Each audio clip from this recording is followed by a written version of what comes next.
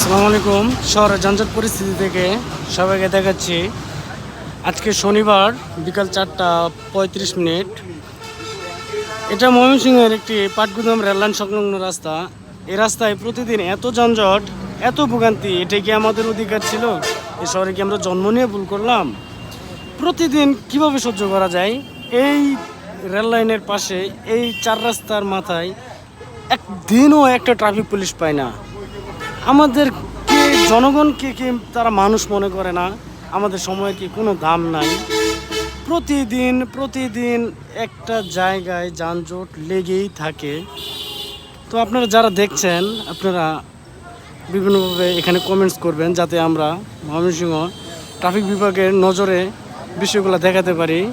তো সকলে কমেন্টস করে জানাবেন যে এই জায়গার জন্য আসলে কি করা উচিত, ট্রাফিক বিভাগের কি পদক্ষেপ নেওয়া উচিত, বা আমাদের জনগণের কি পদক্ষেপ নেওয়া উচিত, আপনারা জানাবেন। তো আমি প্রতিদিন এভাবে ভিডিও দিয়ে যেতেই থাকবো যতদিন পর্যন্ত এই শহরের যানজট নিরসনের সংস্কার না হয়। তো সবাইকে ধন্যবাদ। আসসালামু আলাইকুম।